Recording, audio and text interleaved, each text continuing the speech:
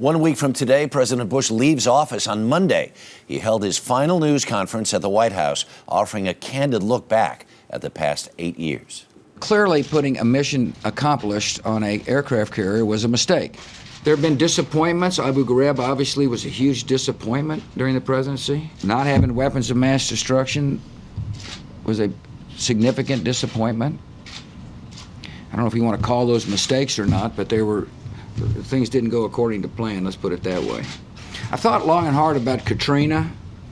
You know, could I have done something differently? Absolutely. But when I hear people say the federal response was slow, then what are they going to say to those chopper drivers or the 30,000 that got pulled off the roofs? I believe the phrase burdens of the office is overstated. Yeah, it's kind of like, why me?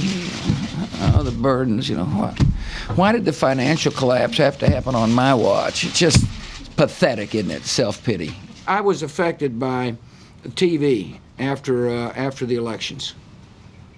When I saw people saying, I never thought I would see the day that a black person would be elected president.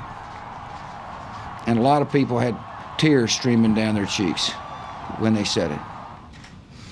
And so I am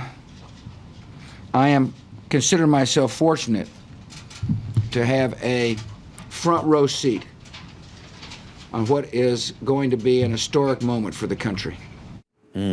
Joining us, Dan Bartlett, former senior advisor to President Bush and a CBS News consultant. Ed Rollins, a Republican strategist. Good morning to you both. Dan, I want to start with you. Harry. You know this guy as well as anybody on this planet, works so closely with him. When you watched this 46-minute news conference yesterday, what went through your mind? Wow. I mean, this was the guy I saw every day in the Oval Office. And this is the type of person I think that a lot of Americans came to really enjoy to watch, and the reason why they probably voted for him in 2000, 2004. He really is an open book, Harry, when you walk in. He was yesterday. A whole wide range. That's what I thought yesterday. The window really opened yesterday in a way we hadn't seen in years.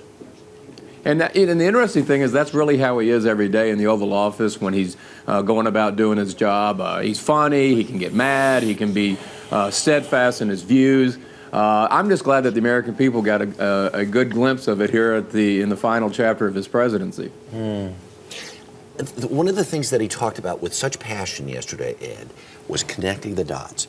That section where he said, do you remember what it was like here after 9/11? And he basically said, the reason I did the things I did with the laws of this country, the reason there is a Guantanamo, the reason there is all of this stuff is because that's my responsibility. We saw an answer to that question that I didn't think we'd ever seen before. I think this president has assumed those responsibilities in a very important way after 9/11. I think 9/11 obviously had a great impact on all of us, and I think that's the highlight of his presidency.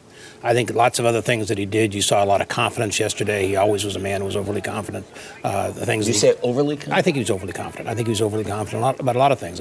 There was no humility there yesterday when you basically talk in terms of the mission impossible sign, and at the same time you can't find weapons of mass destruction. Yeah. You know, I mean, you also have to forget mission accomplished. He flew in a jet. He had a pilot's outfit on. It was sort of the conquering hero. And I think to a certain extent, we have a lot to be thankful to this president for his service, but he's not going to get a great job from the American public. Not going to get a job well done on the report card, on the final report card. I don't think so. Dan Bartlett, that whole mission accomplished thing, there's been so many stories about that. The Navy said they did it. Scott McClellan said he was responsible. Who really was responsible for that?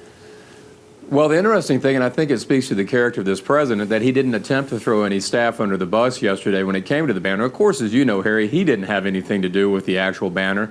And it's funny that Scott says it. Quite frankly, yours truly was the guy who actually signed off from the people out on the aircraft carrier, actually when they were going through Hawaii, to say they wanted to hang this sign to tribute to the troops who had been on leave for more than 14 months. I think the longest service ever of an aircraft carrier in war. And I was the guy they called, and I conferred with Ari Fleischer and others, and we said, yeah, that sounded fine. And I regret it to this day because it did send the wrong message. The old communications adage that a picture is worth a thousand words was so true. But the president didn't throw us under the bus. He took responsibility, and that's why he endears so much loyalty from people like myself and others who had worked for him. Dan Bartlett, thank you so much. Do appreciate it. Good to see you, sir. Ed, thanks for You too, stopping Harry. in this Thank you. morning. All right.